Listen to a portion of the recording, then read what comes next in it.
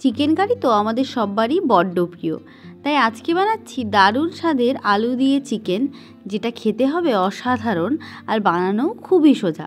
যে কখনো রান্না করেনি সেও কিন্তু অতি সহজেই এটা বানাতে পারবে। এর জন্য আমি এখানে প্রায় 2 কেজি পরিমাণ চিকেন কারি কাট করে নিয়েছি, আর আমি এখানে উইথ স্কিন চিকেন ব্যবহার করছি। এতে আমি পরিমাণ মতো লবণ, হলুদ আর একটু কাশ্মীরি লঙ্কা গুঁড়ো দিয়েছি, আর দিয়ে দিলাম পেঁয়াজ কুচি। এদিকে আমি 5টা রসুনকে ছাড়িয়ে রেখেছিলাম, সেটা সাথে দিয়েছি আদা আর বেশ কয়েকটু কাঁচা পাকা লঙ্কা। এর মধ্যে সামান্য জল নিয়ে সুন্দর একটা পেস্ট তৈরি করে রেখেছি। এদিকে ওই তৈরি হওয়া পেস্টটা আমরা চিকেন ম্যারিনেশনে দিয়ে দিচ্ছি, আর দিচ্ছি একটু ফেটিয়ে নেওয়া টক দই। আর কোনো ম্যারিনেশন তো তেল ছাড়া কমপ্লিটই হয় না, তাই জন্য এখানে আমি কিন্তু সর্ষের তেল ব্যবহার করছি। সাদা তেলও দেওয়া যেতে পারে, তবে সর্ষের তেলে ফ্লেভারটা আরও ভালো আসে। ভালো করে চিকেনটাকে মেখে নেওয়ার পর আমি এটাকে মোটামুটি 2 ঘন্টা রেস্টে রাখবো। তবে কেউ চাইলে সারা রাত রেস্টে রাখা যেতে পারে, তাতে কিন্তু স্বাদ আরও ভালো হয়। আর হাতে সময় খুব কম থাকলে 15 থেকে 20 মিনিট কিন্তু এটাকে রেস্ট দিতেই হবে। এদিকে আমার চিকেন ম্যারিনেশন ডান, আর মশলা ধুয়ে জলটাও আমি এর মধ্যে দিয়ে দিয়েছি। যতক্ষণ এদিকে চিকেন ম্যারিনেট হচ্ছে আমি একে একে আলু, পেঁয়াজ, এদিকে নিয়েছি 2টো রসুন আর টমেটো, সমস্তটাকেই আমি কেটে ধুয়ে পরিষ্কার করে রেখেছি। আর চিকেনের যেহেতু আমি আস্ত রসুন দেবো, তাই রসুনেরও ওপরের অংশটা ছাড়িয়ে রেখেছি। এদিকে কড়াইতে আমি নিয়ে নিলাম একটুখানি সর্ষের তেল। তেলটাকে ভালোভাবে গরম করে নিতে হবে। এই সময় ওপর থেকে হালকাভাবে হাত দিয়ে চেক করে নেব তেল ভালো মতন গরম হলে, তবেই কিন্তু টুকরো করে রাখা আলুগুলো দেব। বাঙালির চিকেন কারিতে আলু তো একদম অভিন্ন অংশ। তার মধ্যে দিয়ে দিচ্ছি সামান্য লবণ দিয়ে সময় নিয়ে আলুটাকে ভাজতে হবে। এই সময় কিন্তু আলুটা বেশ একটু ছুটে ওঠে, তাই ওপর থেকে ঢাকা চাপা দিয়ে দিয়েছি। ঢাকা দিলে আলু যেমন ছুটবে না, তেমন কিন্তু আলুটা খুব তাড়াতাড়ি সেদ্ধও হবে। ওপর থেকে একটু দেখে নিলাম আলুটা কেমন সেদ্ধ হয়েছে। যখন আলু মোটামুটি 70% সেদ্ধ হয়ে যাবে, তখন সামান্য হলুদ এর মধ্যে দেব। হলুদ দিয়ে হলুদ আলু সমস্ত একসাথে ভালোভাবে মিশে গেলে আলু ভাজা কমপ্লিট হয়ে গেছে আমাদের, তখন আলুটাকে সাইডে তুলে রাখবো। আর যে তেলে এতক্ষণ আলু ভাজছিলাম, সেই তেলেই কিন্তু আমি বাকি রান্নাটা কমপ্লিট করব। তার জন্য কড়াইতে আমি দিয়ে দিচ্ছি 3টে তেজপাতা আর 2টো শুকনো লঙ্কা। শুকনো লঙ্কাটাকে আমি একটু ভেঙে দিচ্ছি, এতে লঙ্কা ছুটবে না। তারপর দিয়ে দিচ্ছি গোটা গরম মশলা আর গোটা জিরে। সমস্তটাকে ভালোভাবে একটু নাড়াচাড়া করে নেব। মশলার সুন্দর গন্ধ বেরিয়ে গেলে এর মধ্যে দিয়ে দিচ্ছি 2টো ছোটো সাইজের কেটে রাখা পেঁয়াজ আর মশলাটাকে ভালোভাবে কিছুক্ষণ ভেজে নিতে হবে। তারপর আদা রসুন লঙ্কার যে পেস্টটা বানিয়েছিলাম, বেঁচে থাকা পেস্টটা এর মধ্যে দিয়ে দিয়েছি। এই মশলাটা কিন্তু আমাদের ভালোভাবে কষাতে হবে। মশলা যত ভালো কষবে রান্না তত ভালো হবে। এই স্টেজে দিয়ে দিচ্ছি একটুখানি হলুদ গুঁড়ো, কাশ্মীরি লঙ্কা গুঁড়ো আর চিনি কিন্তু কষানোর সময় দিলে ক্যারামেলাইজ হয়ে খুব সুন্দর একটা কালার আসে। বেশ ডার্ক রং, দেখতে আর খেতে দুই খুব ভাল লাগে।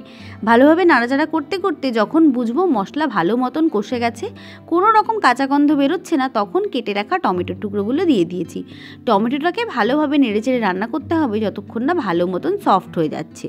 এদিকে বেশ কিছুক্ষণ নেড়েচেড়ে রান্না করতে করতে আমাদের টমেটো কিন্তু পুরোই গলে গেছে। এবার এর মধ্যে ম্যারিনেট করে রাখা চিকেনটা দেবার পালা। চিকেন দেওয়ার পর বেশ ভালো মতন কিন্তু সময় নিয়ে আমরা এটাকে কষে নেব, তবেই একদম সেরা স্বাদ আসবে। কড়াইতে মাংসটা অ্যাড করবার পর ধীরে সুস্থে বারবার আমাদেরকে নেড়েচেড়ে দিতে হবে। আর এই নাড়বার সময় আগে থেকে যে রসুন 2টো রেখেছিলাম তৈরি করে, সেটা দিয়ে দিচ্ছি এর মধ্যে। রসুন এই স্টেজে দিলে কিন্তু রসুন দারুণভাবে সেদ্ধ হবে, আর খাওয়ার সময় খুবই ভালো লাগবে খেতে। আর এই মাংসটা আমি কিন্তু একটু ঢেকে ঢেকে রান্না করছি, যাতে আমাদের কুকিং টাইমটা বেশ কমে আসে। আর এদিকে মাংস থেকে কিন্তু বেশ অনেকটা জল ছেড়ে গেছে। এই জলেই চিকেনটা ভালো মতো সেদ্ধ হয়ে যাবে। আর যতক্ষণে জল শুকিয়ে না আসছে ততক্ষণ পর্যন্ত আমাদের কষতে হবে। আর এর মধ্যে আমি কিন্তু ভেজে রাখা আলুগুলোও এতে দিয়ে দিয়েছি। জল ভালো মতন শুকিয়ে এলে বুঝতে হবে চিকেন কষা একেবারে কমপ্লিট। তখন সমস্ত নুন ঝাল চেক করে নিতে হবে, নয়তো কিন্তু পরে চিকেনে নুন ঝাল একেবারেই ঢুকবে না। কষানো কমপ্লিট হয়ে গেলে কিন্তু চিকেনের রঙটাও অনেকটা গাঢ় হয়ে আসে। এইভাবে চিকেন কষালে কিন্তু চিকেনটা এখনই খাওয়ার জন্য একেবারে রেডি। তবে আমি যেহেতু চিকেনের ঝোল বানাচ্ছি আজ, তাই আমি পরিমাণ মতন জল এটাতে দিচ্ছি। ভালো করে জল এর মধ্যে দেওয়ার পর একটুখানি নাড়াচাড়া করে নিতে হবে, যাতে কড়াইয়ের নিচের অংশে কোনো রকম মশলা লেগে না যায়। এদিকে মাংসের ঝোল যতক্ষণে ফুটছে, ততক্ষণ আমি এদিকে গোটা গরম মশলা ভিজিয়ে রেখেছি। এটাকেই আমি বাড়িতে বেটে নেব, যার স্বাদ কিন্তু অতুলনীয় আসে। ঝোলও এদিকে ভালো মতন ফুটে গেছে। আমাদের চিকেনের ঝোল একেবারে শেষের পথে। এবার যে গরম মশলাটা ভিজিয়ে রেখেছিলাম ওটাই বেটে এর মধ্যে দেওয়ার পালা। গরম মশলা আমি বেটে নিয়ে চলে এসেছি, আর এটা আমার মায়ের থেকে শেখা। এটা দিলে কিন্তু দারুণ স্বাদ আর গন্ধ আসে। এদিকে আমি দিয়েছি একটুখানি তাজা কুচনো ধনেপাতা, সাথে দিয়েছি 1 চামচ ঘি। আমাদের চিকেন তো একদম শেষ, এবার এর সাথে 1 থালা গরম গরম ভাত নিয়ে বসে পড়ার পালা।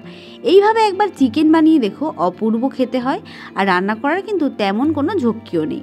শেষে আমি একবার নুন ঝালটা চেক করে দেখছি সমস্ত কিছু ঠিক আছে কিনা। আশা করছি দেখেই বুঝতে পারছো ঝোলটা কতখানি টেম্পটিং হয়েছে। তাহলে চলো এটাকে এবার সার্ভ করে দেখিয়ে দিই। আর লেগ পিসগুলো কিন্তু এভাবে রান্না করলে দারুণ জুসি থাকে। ঝোলের কালারটা দেখেছো কত সুন্দর গাঢ় হয়ে এসছে। আর ওপর থেকে আমি লেগ পিসগুলো রেখে দিয়েছি। এবার চলো তোমাদেরকে সার্ভ করে দেখাই জিনিসটা। এই রেসিপিতে একবার চিকেন বানিয়ে দেখো, সবাই দারুণ ভালো বলবে। আর তোমারও কিন্তু এটা অন্যতম একটা ফেভারিট রেসিপি হয়েই রয়ে যাবে। এরকম এক বাটি চিকেন কারি হলে তার সাথে সাদা গরম ভাত ছাড়া আর কিচ্ছু লাগে না। চিকেনটা কিন্তু দারুণ সফট হয়েছে। এবার গরম ভাতের সাথে এটা খেতে পুরোই অমৃত লাগবে। তাহলে আজকের রেসিপিটা কেমন লাগলো আমায় অবশ্যই জানিও। আর নতুন কোনো রেসিপি রিকোয়েস্ট থাকলে তাও কিন্তু আমাকে জানাতে ভুলো না। দেখা হবে পরের ভিডিওতে অন্য কোনো রেসিপির সাথে। ততক্ষণ সবাই ভালো থেকো।